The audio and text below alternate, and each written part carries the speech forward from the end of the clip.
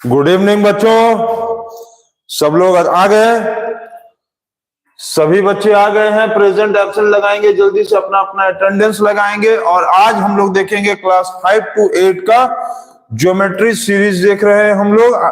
Class 5 to 8 IIT NEET junior foundation में हम लोग ज्योमेट्री देख रहे हैं। ज्योमेट्री सीरीज में आज का टॉपिक होगा टॉपिक नंबर 5, और कल तक हम लोगों ने देखा था टॉपिक नंबर 4, और आज का टॉपिक है टॉपिक नंबर 5।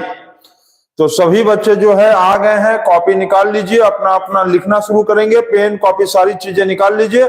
साउंड क्लियर आ रहा है? सभी बच्चों को साउंड क्लियर सुनाई दे रहा है? हमारा साउंड क्लियर आ रहा है सभी बच्चों को? सभी बच्चों को साउंड क्लियर आ रहा है? साउंड आ रहा है?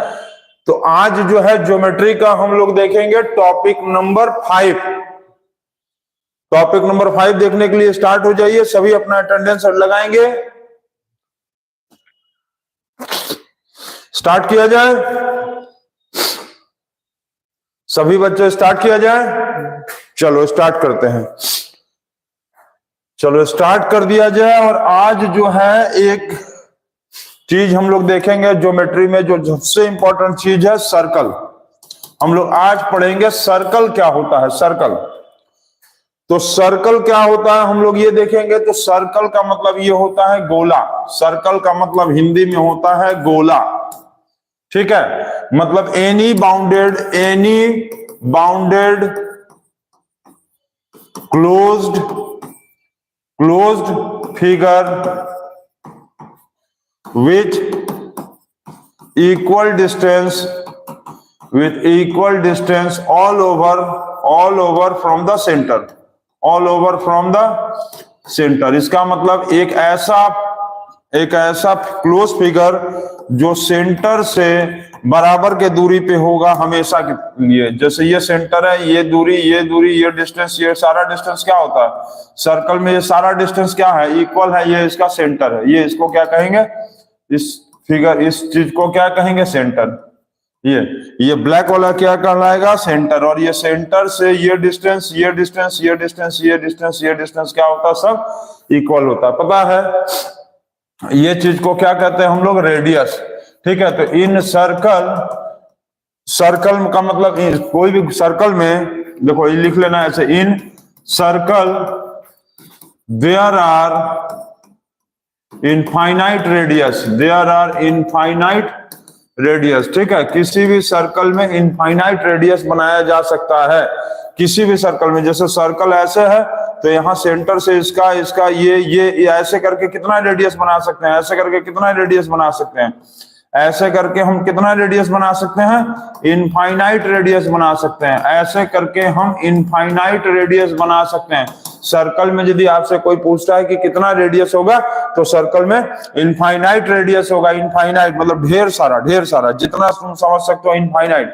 सर्कल में इनफाइनाइट रेडियस होता है, ढेर सारा रेडियस बना लो। अनलिमिटेड, इनफाइनाइट का मतलब सर्कल में अनलिमिटेड रेडियस बन सकता है। पहले इतना चीज आप नोट कर लो, इतना चीज नोट करो, फिर आगे बताएं। इतना नोट करो सभी बच्चे, इतने चीजों को नोट कर लेंगे, स्क्रीनशॉट ले लीजिए। हो गया है? इतना हो गया है सभी बच्चे? हम समझ गए क्या बोले कि सर्कल का डेफिनेशन कि any bounded close figure with equal distance all over from the centre, centre से बराबर के दूरी पे होना चाहिए। सेंटर से ये दूरी, ये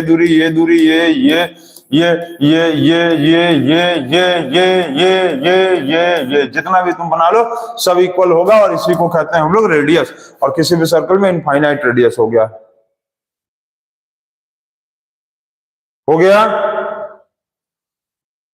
चलिए आगे देखो। आगे इसमें एक चीज सर देख लो कि सर्कल के अंदर जो है रेडियस और सेंटर, सर्कल में यदि देखेंगे तो ये होगा सर्कल, ठीक। ये है इसका सेंटर, ठीक। तो इसमें ध्यान देना, इन सर्कल में सेंटर कितना होता है? सर्कल में यदि पूछ लेगा कोई सेंटर कितना होता है? Only one. किसी भी सेंटर का सिर्फ एक ही सर्कल होता है, ठीक है। Only one centre. किसी भी सर्कल में सिर्फ एक सेंटर होता है, याद रखना। किसी भी सर्कल का सिर्फ एक सेंटर होता है। दूसरा चीज, किसी भी सर्कल में जो रेडियस होगा वो क्या होगा, इनफाइनाइट।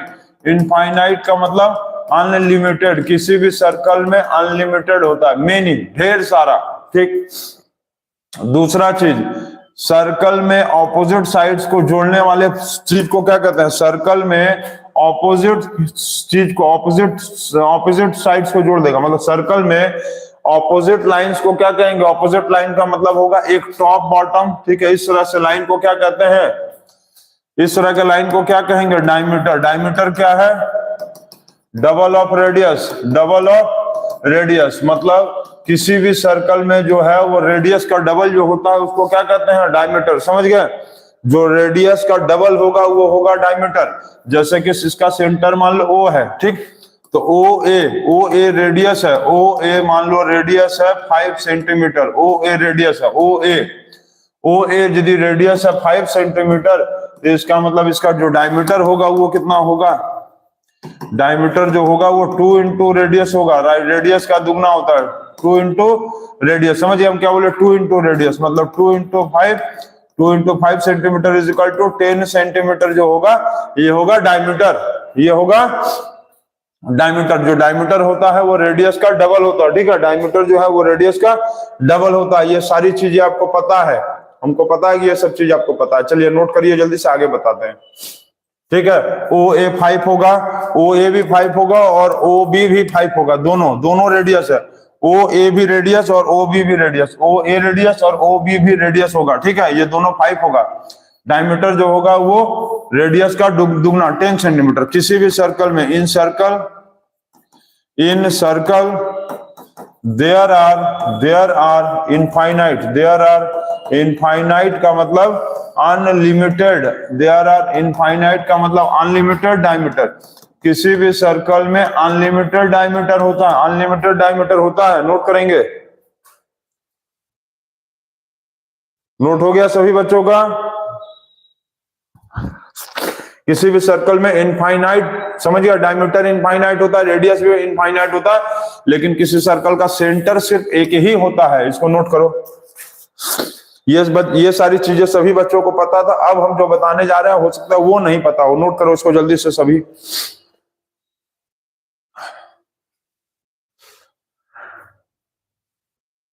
नोट कर लिए, नोट हो गया है, सभी बच्चे नोट कर लिए हैं, स्क्रीनशॉट ले लीजिए, आगे देखिए। चलो आगे देखते हैं। अब देखो, जैसे मान लो हम यहां पर सर्कल बना लिए, ठीक, यहां पर हम ये क्या किए कि ये सर्कल बना दिए, हो गया। चलो सर्कल इससे बना दे, फिगर है, चलो व्हाइट कलर का आ रहा है, ये चलो हो गया, सर्कल बन गया। चलो ये सर्कल बन गया। अब इसमें देखो, जो लाइन ऐसे टच करते हुए जाएगा, जो लाइन ऐसे टच करते हुए निकल जाएगा, इस लाइन को क्या कहते हैं हम लोग, टेंजेंट, ठीक। सर्कल में अभी हम क्या क्या बोले हैं, सर्कल में बोले हैं कि सेंटर ओनली वन होता है, सेंटर ओनली वन, ठीक है, एक सेंटर होता है, किसी भी सर्कल में सेंटर सिर्फ एक ही होता है। रेडियस भी क्या होता है, रेडियस इनफाइनाइट होता है, ढेर सारा रेडियस बनाया जा सकता है। डायमीटर कितना होगा वो भी ढेर सारा बनाया जा सकता है, इनफाइनाइट होता है, ठीक है। अब इसको क्या बोलते हैं, टेंजेंट। टेंजेंट का मतलब होता है any line,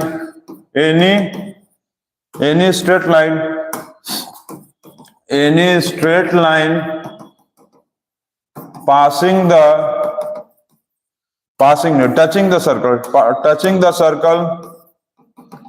touching the circle eight one point, ठीक। कोई भी लाइन, स्ट्रेट लाइन जो सर्कल को किसी एक जगह पर टच करता हो उसको कहते हैं टेंजेंट। और किसी भी सर्कल में टेंजेंट जो है ढेर सारा होता है, इनफाइनाइट टेंजेंट होता है। In circle there are infinite tangent. किसी भी सर्कल में इनफाइनाइट टेंजेंट होता है, नोट करेंगे, किसी भी सर्कल में इनफाइनाइट टेंजेंट होता है, किसी भी सर्कल में इनफाइनाइट टेंजेंट होता है, नोट करिए इसको। किसी भी सर्कल में टेंजेंट कितना होता है, इनफाइनाइट टेंजेंट होता है, नोट करेंगे।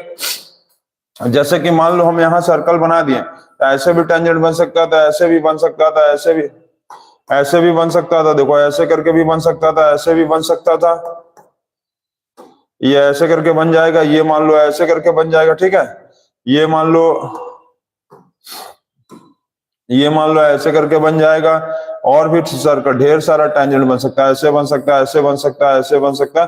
तो किसी भी सर्कल में याद रखना कि टेंजेंट जो है इनफाइनाइट होता है, टेंजेंट्स इनफाइनाइट टेंजेंट्स बन सकता है किसी भी सर्कल में। हो गया है, टेंजेंट्स इनफाइनाइट होता है। अच्छा ठीक है, इसके बाद एक पॉइंट इसमें याद रखना, हम जो बता रहे हैं नोट करते चलो, सब बहुत इंपॉर्टेंट चीज है। अभी मजा आएगा, अभी जो बताएंगे देखना, अभी मजा आएगा, अभी जब एंगल वाला बताएंगे सर्कल में तब देखो। और इतना हो गया सभी बच्चों का, इतना सभी बच्चों का हो गया। आगे बताएं, इसके आगे देखो, in circle radius is perpendicular to tangent. Radius जो है वो परपेंडिकुलर टू टेंजेंट होता है। जो रेडियस है वो परपेंडिकुलर टू टेंजेंट। किसी भी सर्कल में जो रेडियस होता है ना वो टेंजेंट के परपेंडिकुलर होता है। इसका मतलब क्या होता है, देखो जैसे कि मान लो ये क्या है, टेंजेंट है, और ये क्या है इसका रेडियस, ये क्या है इसका रेडियस है, तो परपेंडिकुलर होगा, यहाँ पर 90 डिग्री बनेगा, चाहे कैसे भी बना लो। मान लो ये टेंजेंट बनाए ना, और ये इसका रेडियस है, तो ये भी यहाँ क्या होगा 90 डिग्री। मान लो हम ऐसे टेंजेंट बना दिए, ये इसका रेडियस है, तो यहाँ पर ये क्या होगा 90 डिग्री। तो नोट कर लेना कि जो सर्कल में, किसी भी सर्कल में जो रेडियस होता है वो टेंजेंट के परपेंडिकुलर होता है। मतलब रेडियस और टेंजेंट के बीच में जो एंगल बनेगा वो 90 डिग्री का एंगल बनेगा। मतलब एंगल मेड बिटवीन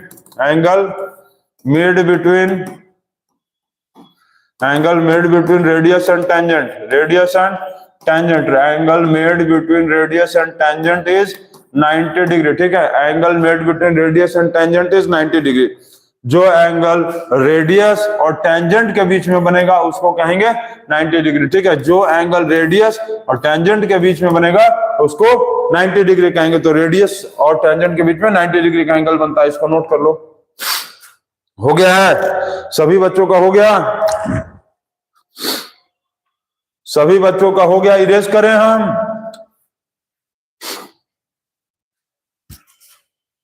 इरेज कर दें। सबको मेरी तरफ से गुड इवनिंग। सभी बच्चे जो लेट आए हैं, जो अभी आए हैं, जो पहले के आए हैं, सभी बच्चों को मेरे तरफ से गुड इवनिंग। हो गया, स्क्रीनशॉट ले लेंगे आप। अच्छा, इसके बाद अब एक चीज देखो, किसी भी सर्कल में जैसे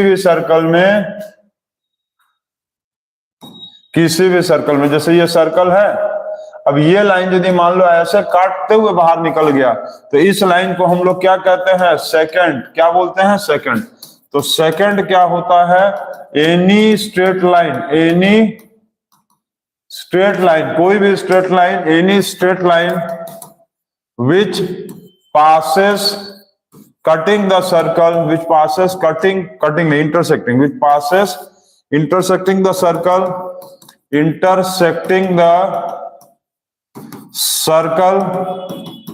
at 2 points, 2 पॉइंट पे यदि टच करेगा, कट करेगा तो उसको क्या कहेंगे, सेकंड। जैसे कि देखो यहाँ पर ये ए पे और ये बी पे इसको काटा है, ए और बी पे काटा, ये वाला नाम इसका मान लो पी क्यू, ठीक है। तो क्या लिखेंगे, P Q is second which intersects the circle at point A and B। मतलब PQ क्या है, PQ जो है वो एक सेकंड है। PQ क्या है, PQ एक सेकंड कहलाएगा। सेकंड क्यों है, क्योंकि ये सर्कल को दो जगह पे काटा है, ए पे और बी पे। जब कभी भी कोई स्ट्रेट लाइन सर्कल को दो जगह इंटरसेक्ट कर देगा, इस तरह से काटेगा, ऐसे करके आया, मान लो यहाँ काट दिया, ये पी क्यू है, और ये मान लो दे दिया ए बी पे कट किया, तो ए बी पे दो जगह काटा है, तो ये पी क्यू क्या कहलाएगा, P Q is called as second, ठीक है। और इसी तरह से यदि कोई चीज मान लो ऐसे पार करके चला गया, ऐसे करके पार करके चला गया, एक्स और वाई, तो एक्स वाई क्या कहलाएगा, एक्स वाई कहलाएगा टेंजेंट, ठीक है। एक्स वाई क्या करता है, सिर्फ एक जगह पर टच करता है। मान लो ये टच किया आर पे, तो क्या हुआ, X Y tangent, X Y touches the circle at R, X Y touches the circle, X Y touches the circle at, X Y touches the circle at R. X Y जो है वो मान लो circle को, X Y जो है वो circle को कहां टच किया, touches the circle at R. तो ये याद रखना कि टेंजेंट जो है वो टेंजेंट, एक्स वाई टेंजेंट जो है वो सर्कल को सिर्फ एक जगह टच करता है ऐसे, और जो सेकंड है पी क्यू जो है, या कोई भी टेंजेंट, इसका कुछ भी नाम हो सकता है, सेकंड का नाम कोई भी हो सकता है। सेकंड जो है वो सर्कल को दो जगह पर काटता है, ठीक है, और टेंजेंट काटता नहीं, टच करता है। ठीक, क्या बोले, याद रखेंगे कि टेंजेंट जो है वो सिर्फ P for touch, T for touch, touch eight one point, touch eight one point, एक पॉइंट पे सिर्फ टच करता है टेंजेंट, टेंजेंट एक पॉइंट पे, टेंजेंट एक पॉइंट पे टच करता है। और सेकंड क्या करता है, intersect at two point, intersect at two point, जो सेकंड है intersect at two point, intersect करता है दो पॉइंट पे। ठीक है, इसको नोट कर लो आप, नोट कर लिए। सीबी क्वेश्चन बिल्कुल पूछा जाएगा, सीबी क्वेश्चन, इसको नोट तो करो तुम अभी। CB question, DB question, LB question सब पूछा जाएगा। चलो सीबी क्वेश्चन आ गया, ये बताओ, goal is related to which sport, goal, goat, sorry goat, goal नहीं, गोट नहीं, गोल, गोल क्या हो रहा है भाई, गोल का स्पेलिंग में गड़बड़ सब हो रहा है, देख रहे हो। Goal is related to which sport, is related to which sports, बताओ, goal is related to which sport, CB question बताओ। Goal is related to football, सही बताओ, goal is related to football, सब लोग बता दिए। अब बताओ, duck is related to which sport, duck, duck is related to which sport, duck is related to which sport, duck is related to which sport, duck जो है कौन सा स्पोर्ट से रिलेटेड है। चलो हो गया इतना, नोट कर लिए, आगे बढ़े, आगे बढ़े, चलो आगे। Duck is related to swimming, नहीं, डक जो है वो क्रिकेट से रिलेटेड है, डक जो है वो क्रिकेट से रिलेटेड है, इसलिए कि जैसे जब कोई बैट्समैन जीरो पे आउट हो जाता है, बैट्समैन जब जीरो मतलब जीरो पे आउट होता है, आउट, कोई बैट्समैन बिना रन बनाए जीरो पे आउट हो जाता है तो उसको बोलते हैं डक हो गया, डक, समझ गए। चलो नोट कर लिए, सीबी क्वेश्चन हो गया। आगे देखो, अब जैसे कि मान लो ये सर्कल बना दिया हम, ठीक है, ये सर्कल में मान लो ऐसे लाइन बना दिया, ये वाला लाइन, तो इस लाइन को क्या कहेंगे, इस लाइन को कहेंगे cord, CHORD, cord, CHORD, cord. Cord का मतलब होगा any line segment, any line segment within the circle, within the circle which divides the circle, which divides the circle into, which divides the circle into two segments, two segments। ये छोटा वाला है, ये छोटा वाला जो सेगमेंट होगा इसको कहेंगे माइनर सेगमेंट, जो छोटा वाला हिस्सा, ठीक है, स्मॉल पार्ट, जो स्मॉल पार्ट आएगा उसको कहेंगे माइनर सेगमेंट, और ये जो बड़ा वाला हिस्सा आया इसको क्या कहेंगे, मेजर सेगमेंट। तो ये याद रखेंगे, मेजर सेगमेंट मतलब बिग पार्ट, ठीक है। तो कॉर्ड क्या करता है कि कॉर्ड एक लाइन सेगमेंट है, ध्यान देना, लाइन सेगमेंट क्यों है, क्योंकि ये यहां और यहां से क्या है, बंधा हुआ है, अब ये आगे नहीं बढ़ सकता है। AB is a chord because it has two end point, याद है ना, इसमें दो एंड पॉइंट है, एक एंड पॉइंट इसका A है और एक एंड पॉइंट B है।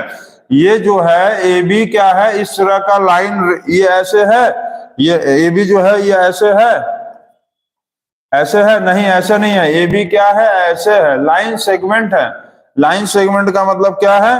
लाइन सेगमेंट का मतलब क्या है कि इसका लेंथ जो है वो फिक्स है, इसका लेंथ जो है वो क्या है? फिक्स है। AB का जो लाइन लेंथ है, AB का जो लेंथ है, AB का जो लेंथ है वो फिक्स है, तो AB जो है वो क्या कहलाएगा? कॉर्ड कहलाएगा, क्योंकि इसका दो एंड पॉइंट होता है, फिक्स पॉइंट है। और कॉर्ड जो है किसी सर्कल को दो हिस्से में बांट देता है, छोटा वाला जो हिस्सा आएगा माइनर और बड़ा वाला जो हिस्सा आएगा मेजर। तो नोट कर लेंगे इसको आप। जैसे ये सर्कल बना है, ये मान लो ऐसे आया, तो ये होगा माइनर सेगमेंट, ये क्या कहलाएगा? माइनर सेगमेंट, छोटा वाला हिस्सा।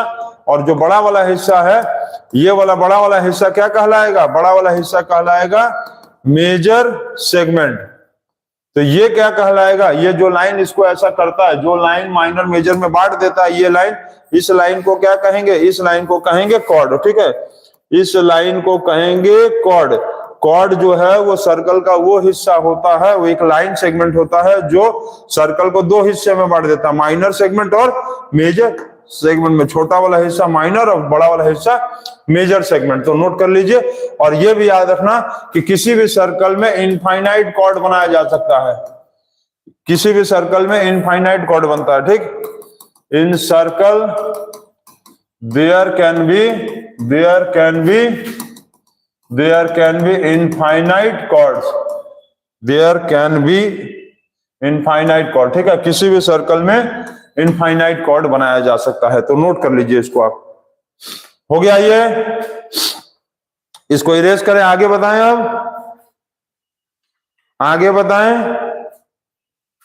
हो गया ये, चलो इसको नोट करते रहो। अब इसके बाद का एक चीज देखो, जैसे सर्कल का ना तीन पार्ट होता है, देखो सर्कल का तीन पार्ट होता है। सभी बच्चे इसको नोट कर लेंगे, स्क्रीनशॉट ले लेंगे, कोई भी चीज स्क्रीनशॉट। किसी को कोई डाउट होता है कमेंट में करिए, कोई भी किसी तरह का डाउट है कमेंट में करो जल्दी से। सर्कल का यदि देखेंगे तो थ्री रीजन होता है, थ्री रीजन होता है।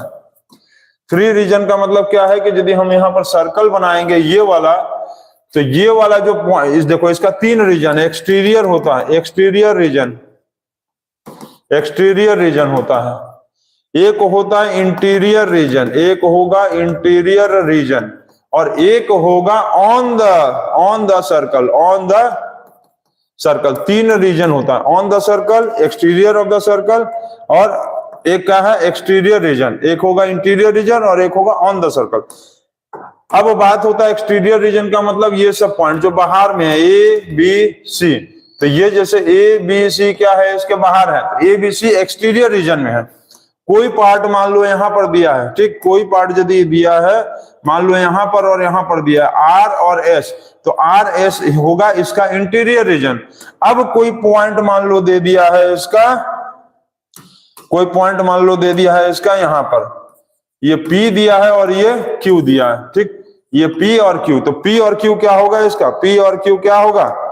ये P और Q होगा इसका ऑन द सर्कल, P और Q होगा ऑन द सर्कल। क्यों?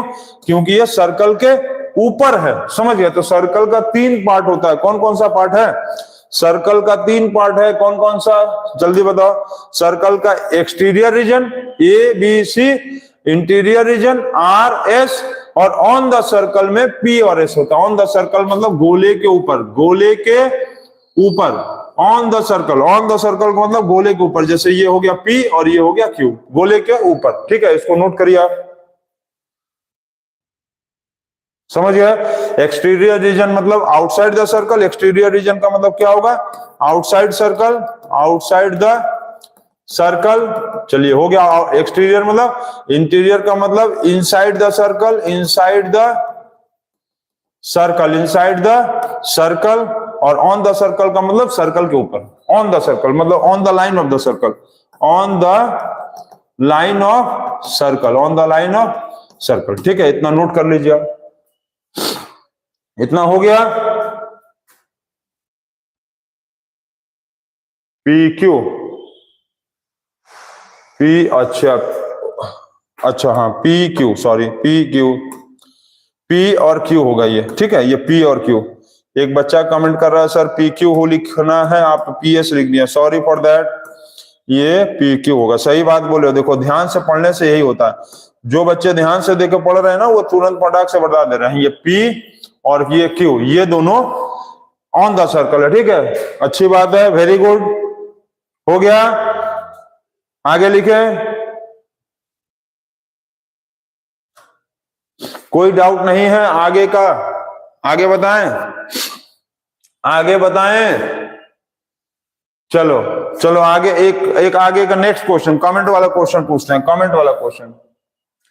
चलो कमेंट क्वेश्चन पे आ जाओ और ये बताओ हमको कि नेम द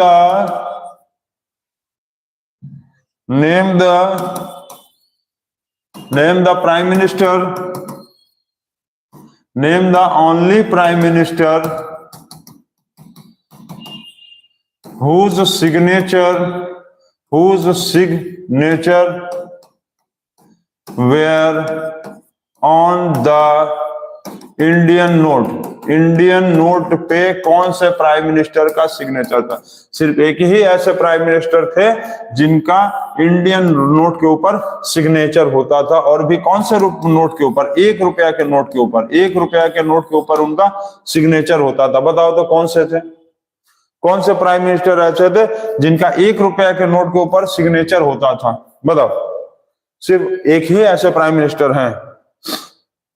चलो बताओ, देखते हैं कौन ऐसे प्राइम मिनिस्टर थे।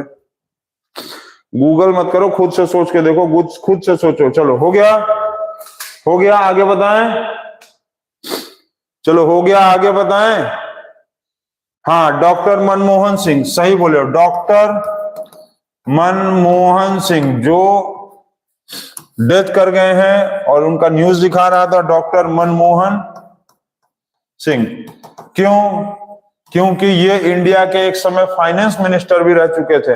ये इंडिया के एक फाइनेंस, ठीक है, ये इंडिया के फाइनेंस मिनिस्टर भी रह चुके थे, और 1 रुपया के नोट पे फाइनेंस मिनिस्टर का साइन होता है, और बाकी सारे नोटों पे गवर्नर का साइन होता है। ठीक है, इंडिया के गवर्नर, कहां के governor? RBI, reserve bank of India का जो गवर्नर होता है, समझ गया। 1 रुपया के नोट पे फाइनेंस मिनिस्टर का साइन होता है, और डॉक्टर मनमोहन सिंह पहले फाइनेंस मिनिस्टर थे, उसके बाद प्राइम मिनिस्टर बने थे इंडिया के। और दूसरी चीज ये होता है कि जो बाकी जो नोट होते हैं, बड़े नोट होते हैं 10, 20, 50, 100 वाले, 200, 1000 वाले, उस पे जो है governor, RBI, reserve bank of India के गवर्नर का साइन होता है। ठीक है, इसको नोट करेंगे। और जब doctor Manmohan Singh finance minister थे, उस समय इंडिया के प्राइम मिनिस्टर थे पीवी नरसिम्हा राव। ठीक है, जब इंडिया के finance minister doctor Manmohan Singh थे, उस समय इंडिया के प्राइम मिनिस्टर थे डॉक्टर वो थे, क्या नाम है? पीवी नरसिम्हा राव। ठीक है, चलो हो गया, आगे बताएं। चलो आगे देखा जाए अब सर्कल के बारे में कुछ चीजें। चलो सर्कल के बारे में कुछ चीजें समझते हैं।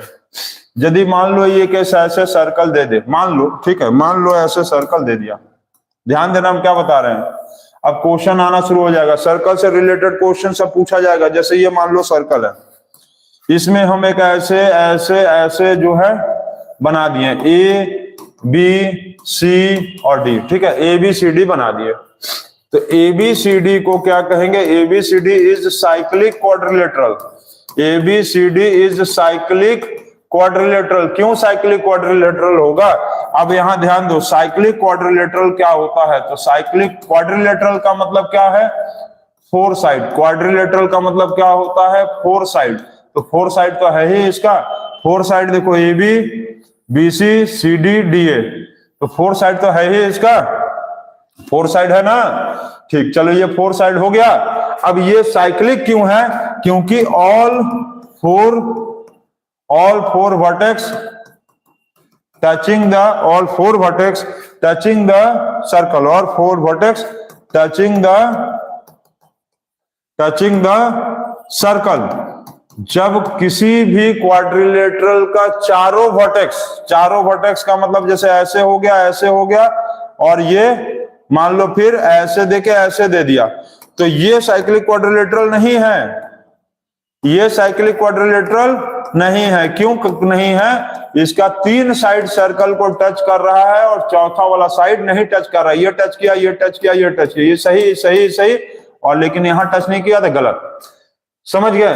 तो साइक्लिक क्वाड्रिलेटरल का मतलब होगा कि जब सर्कल का चारों वर्टेक्स मतलब एक वर्टेक्स ये, एक वर्टेक्स ये और एक वर्टेक्स ये, ठीक है? वर्टेक्स का मतलब जहां दो साइड आकर मिलता हो, जैसे देखो ये साइड आकर यहां मिला, ये वर्टेक्स, ये साइड यहां मिला वर्टेक्स, ये साइड यहां मिला वर्टेक्स, ये साइड यहां मिला vertex.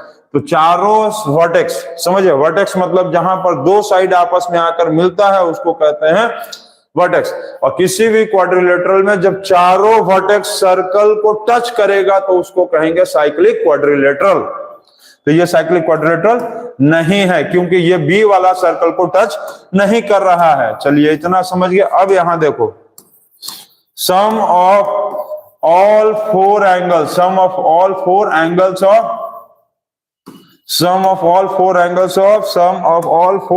Of cyclic quadrilateral, sum of all four angles of cyclic quadrilateral is 360 degree. चलिए इतना नोट करिए, 360 डिग्री होता है। अच्छा, सम ऑफ अच्छा ये सबको पता है, चलो इतना नोट कर लो। Sum of all four angles of cyclic quadrilateral क्या होता है? 360। दूसरा चीज क्या होता है कि सम ऑफ, ये तो क्वाड्रिलेटरल में होता ही है ना, ये तो क्वाड्रिलेटरल में होता है। अब ये देखो 360 वाला जो प्रॉपर्टी है ये तो क्वाड्रिलेटरल में होता है, समझ गए? मतलब यदि क्वाड्रिलेटरल दिया है, सिर्फ क्वाड्रिलेटरल दिया है, सिर्फ क्वाड्रिलेटरल दिया है, तो इसका ऑल फोर एंगल का जो सम होगा, all four angle sum is equal to 360 होगा। लेकिन ये यदि साइक्लिक क्वाड्रिलेटरल होगा, साइक्लिक क्वाड्रिलेटरल होगा तो सम ऑफ ऑपोजिट एंगल जो होगा, सम ऑफ ऑपोजिट एंगल होगा इज 180 डिग्री। ये बहुत इंपॉर्टेंट पॉइंट है, नोट कर लेना इसको। समझ हम क्या बोले कि यदि क्वाड्रिलेटरल है, क्वाड्रिलेटरल का तो चारों एंगल का सम 360 होगा ही होगा, लेकिन यदि साइक्लिक क्वाड्रिलेटरल है तो इसका ऑपोजिट एंगल का सम 180 होगा। इसका मतलब क्या है ये देखो, जैसे कि मान लो ये दे दिया है 70 डिग्री और ये दे दिया है मान लो 100 डिग्री, ठीक है? समझ गए? इतना नोट करो। पहले स्क्रीनशॉट ले लो, तो आगे इरेज कर हम स्क्रीनशॉट ले लेंगे। सभी बच्चे इसका स्क्रीनशॉट लो।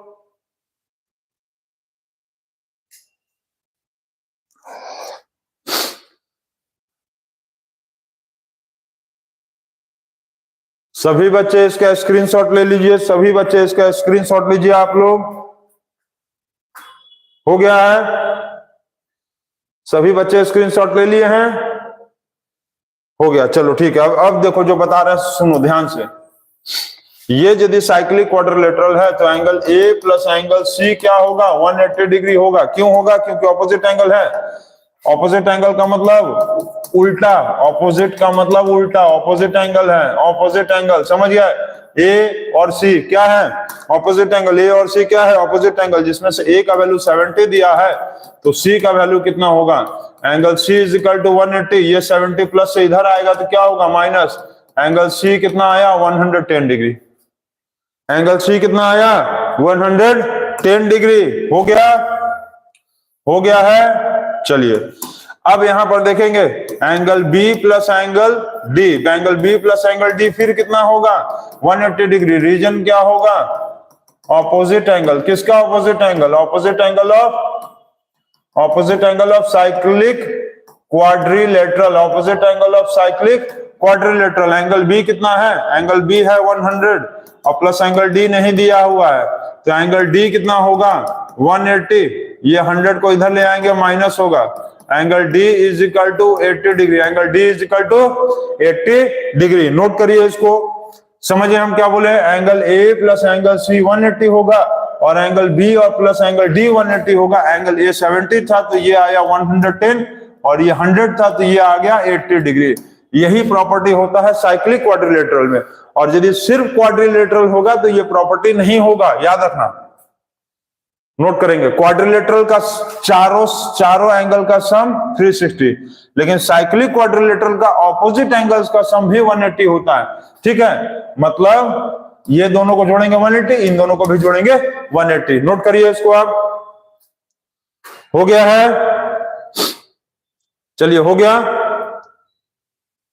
आगे बताएं, जल्दी नोट करिए। चलिए हो गया, आगे देखिए। अच्छा ये बताओ, यदि ये सर्कल दिया है, इसमें मान लो हम एक क्वाड्रिलेटरल ऐसे बना देते हैं ABCD, ABC और D, ठीक। ये हो गया 50 डिग्री और ये हो गया मान लो दिया हुआ 130 डिग्री। तो अब बताओ find angle B and angle C। चलो बताओ कितना होगा, देखते हैं, जल्दी से बताओ कितना होगा, जल्दी से बताओ सभी बच्चे, जल्दी से बताओ, जल्दी से सभी बच्चे जल्दी से बताएंगे।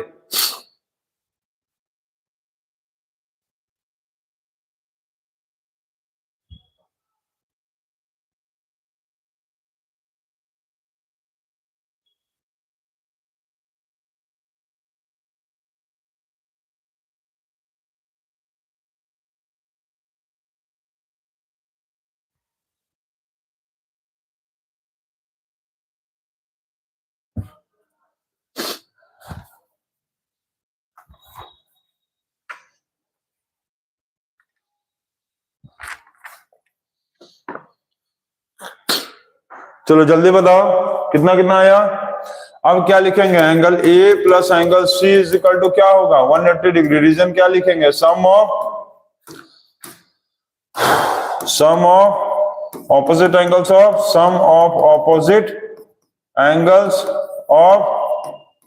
Cyclic quadrilateral, sum of opposite angles of cyclic quadrilateral, ठीक। तो जिसमें से कैसे कैसे करेंगे जल्दी बताओ। एंगल ए कितना है 50 डिग्री, ठीक, और प्लस एंगल सी कितना है 180 degree. Angle C is equal to 180 minus 50, angle C is equal to 130 degree. हो गया ये। चलिए फिर क्या करेंगे, angle B plus angle D is equal to क्या होगा 180 डिग्री। सम ऑफ, फिर वही opposite angle of sum of opposite angles of cyclic quadrilateral, sum of opposite angles of cyclic quadrilateral, ठीक है, क्वाड्रिलेटरल। तो इसका मतलब एंगल बी कितना दिया है, एंगल बी नहीं पता, एंगल डी हमको दिया, एंगल बी कितना है नहीं पता, एंगल बी नहीं पता है, एंगल बी नहीं दिया है, और एंगल डी दिया हुआ है 130 इज इक्वल टू 180। तो angle B is equal to 180 minus 130 is equal to 50 degree, ठीक है। तो ये कितना आया, एंगल बी 50 डिग्री, ये एंगल आ गया 50 डिग्री और ये एंगल आ गया 130 डिग्री। तो नोट करिए इसको। हो गया है, हो गया, चलो हो गया, वेरी गुड। अब एक और चीज बता रहे हैं, इसको भी नोट करो, इसको नोट कर लो सब लोग। हो गया, आगे बताएं, अभी आगे बताएं सभी को, आगे बताएं।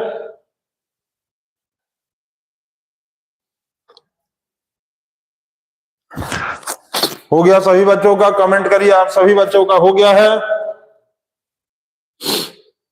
हो गया।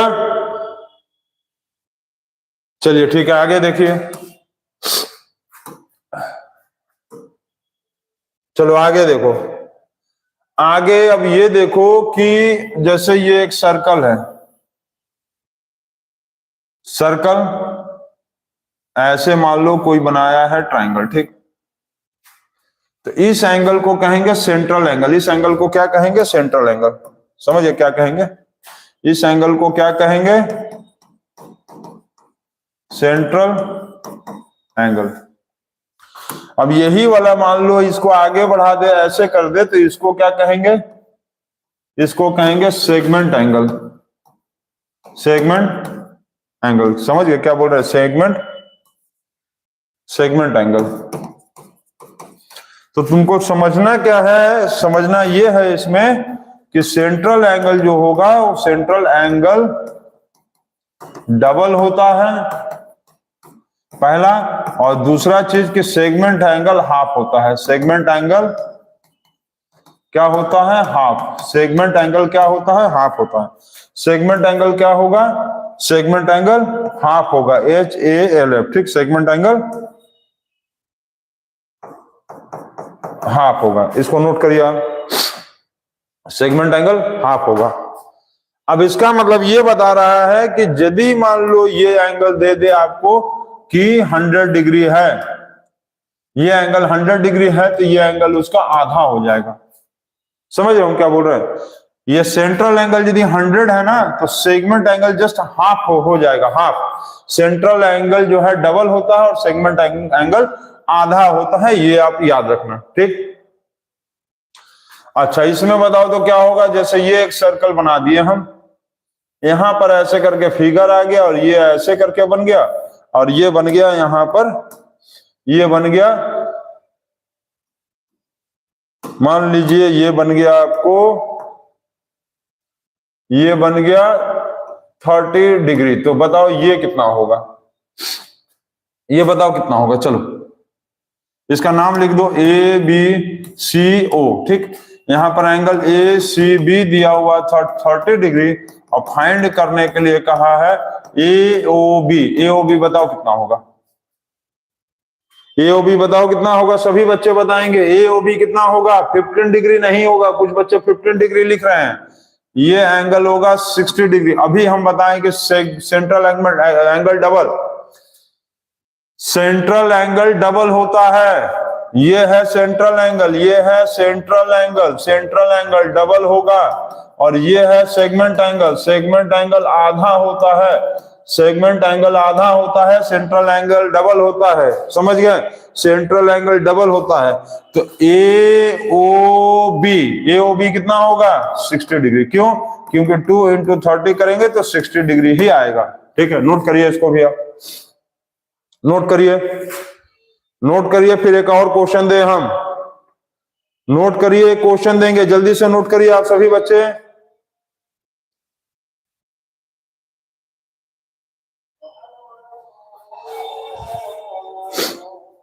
सभी बच्चे नोट करिए इसको। हो गया, हो गया। चलिए एक क्वेश्चन देते हैं, अभी इसमें बताओ क्या होगा। अब थोड़ा सोचने वाला क्वेश्चन आ गया। मान लो ऐसे करके दिया है, ठीक।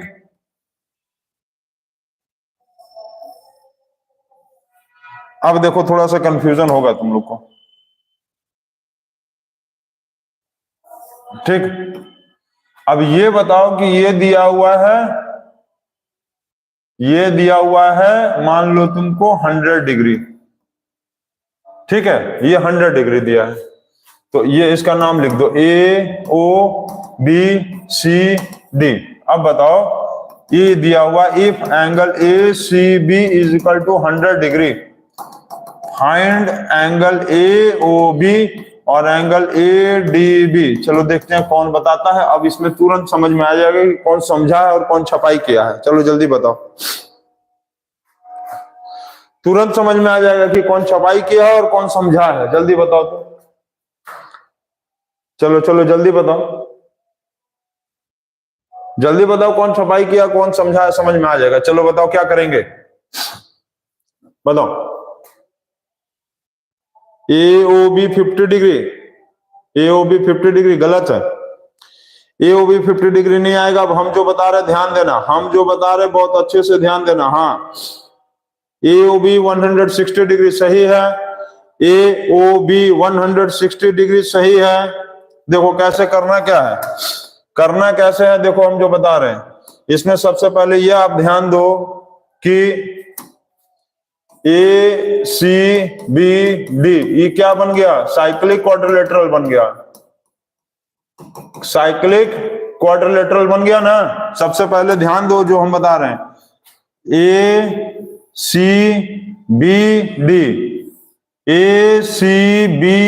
ACBD देखो साइक्लिक क्वाड्रिलेटरल, ये सब जाके सर्कल पे टच किया है तो साइक्लिक क्वाड्रिलेटरल बना। ठीक है, साइक्लिक यदि क्वाड्रिलेटरल बनेगा, यदि साइक्लिक क्वाड्रिलेटरल होगा तो इसका सम ऑफ ऑपोजिट एंगल कितना होगा, सम ऑफ ऑपोजिट एंगल कितना होगा, सम ऑफ ऑपोजिट एंगल होता है 180 डिग्री। मतलब angle C plus angle D कितना होगा, 180 डिग्री। एंगल सी और एंगल डी मिलाकर कितना होगा 180 डिग्री। एंगल सी का वैल्यू 100 दिया है, एंगल डी हमको नहीं पता है। Angle D is equal to 180 minus 100, ये प्लस इधर गया minus. Angle D is equal to क्या आएगा 80 डिग्री। एंगल डी आ गया वो 80 डिग्री। तो एडीबी एडीबी एडीबी कितना आ गया 80 डिग्री। अब बाकी पूछा है एओबी, तो एओबी क्या होगा सेंट्रल एंगल है। एओबी तो सेंट्रल एंगल था, एओबी सेंट्रल एंगल आ गया। और ये क्या था सेगमेंट एंगल। तो सेंट्रल एंगल जो है वो सेगमेंट एंगल का डबल होता है। तो डबल का मतलब 2 इंटू 180 कर देंगे तो 160 आएगा। अब समझ में आया, समझ में आया हम क्या क्या बोले, फिर से देख लो। A C B D cyclic quadrilateral है क्योंकि इसका चारों vertex A C B D circle को टच कर रहा है। तो साइक्लिक क्वाड्रिलेटरल का sum of opposite angle 180 degree होता है। ये डी एंगल सी और एंगल डी जोड़ के 180 होगा। तो सी का वैल्यू 100 डिग्री दिया हुआ है, तो एंगल सी का वैल्यू 100 डिग्री दिया है, तो 100 plus D is equal to 180। तो angle D is equal to 100 इधर जाएगा माइनस, तो angle D is equal to हो गया 80 डिग्री। क्लियर। अब यहां पर एंगल डी यदि दिया हुआ है मतलब ए डी बी 80 डिग्री आया, तो एओबी क्या होगा डबल। सेंट्रल एंगल डबल होता है इस सेगमेंट एंगल का। तो 2 इंटू 180 कर देंगे, 2 इंटू 80 डिग्री, 2 इंटू 80 डिग्री कर देंगे तो 160 डिग्री हो जाएगा ये। तो इसको आप लोग नोट कर लीजिए और समझ लीजिए अच्छे से।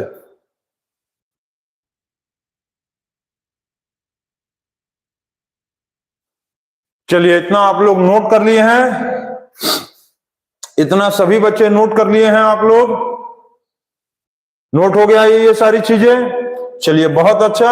और अब आपको एक चीज थोड़ा सा और बता रहे हैं, 2-3 मिनट रुके रहिए, कहीं जाने की जरूरत नहीं है, सिर्फ 2-3 मिनट रुकिए, 2-3 मिनट रुकिए। आप एक और चीज बताना है इसमें, इसके बाद आप लोगों का ज्योमेट्री चैप्टर को रोका जाएगा। ज्योमेट्री चैप्टर अब फिर बाद में पढ़ाया जाएगा।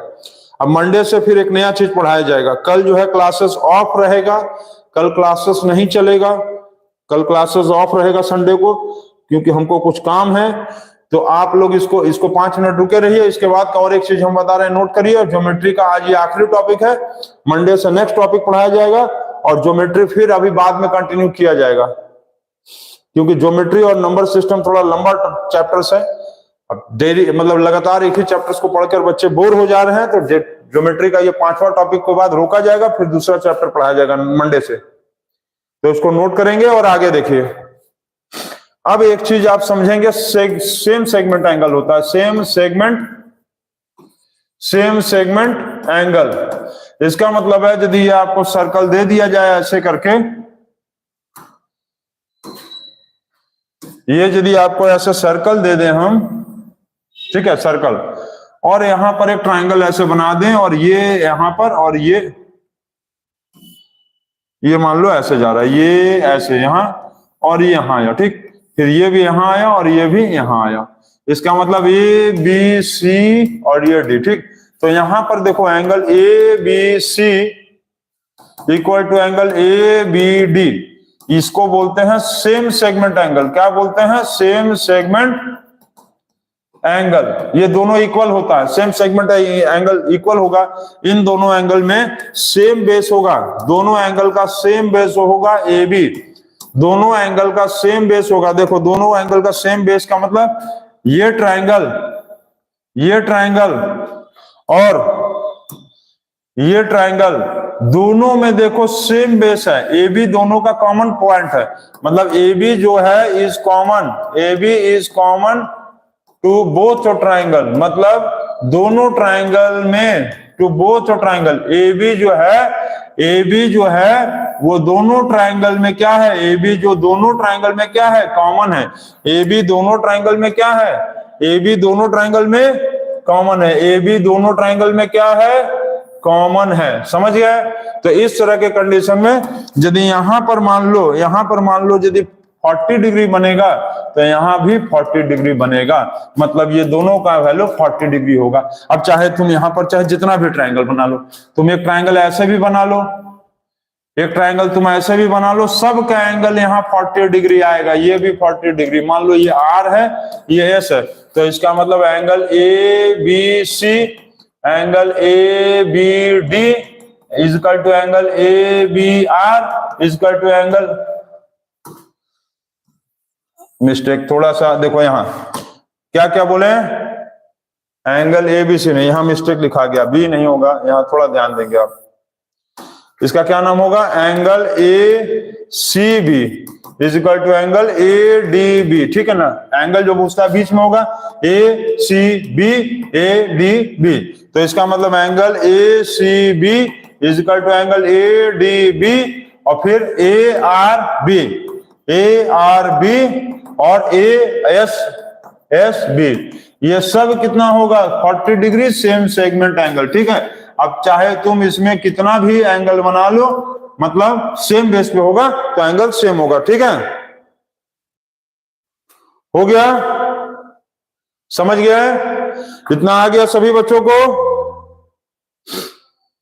अच्छा ठीक, एक क्वेश्चन इससे रिलेटेड दें, चलो ये बताओ कि जैसे ये सर्कल हम बना दिए ऐसे, और यहां पर जो है हम ऐसे बनाए हैं ये, और ये ऐसे करके दिया हुआ, ठीक। ये ए बी सी डी और ये वाला एंगल आपसे पूछा है, ठीक। ये एंगल आपसे पूछा है, दिया हुआ है, ये मान लो आपको दे दिया है 100 डिग्री, तो बताओ एंगल ए डी बी कितना होगा, और एंगल ए पी है, मान लो ए पी बी कितना होगा बताओ। यहां दिया है if angle A C B 100 degree है। जल्दी बताओ जल्दी बताओ जल्दी बताओ, सभी बच्चे जल्दी से बताएंगे, सभी बच्चे जल्दी से बताएंगे, फटाक से जल्दी से बताओ, देखते हैं कौन बता सकता है, जल्दी बताओ। देखो सबसे पहले इसमें क्या करना है ये समझो,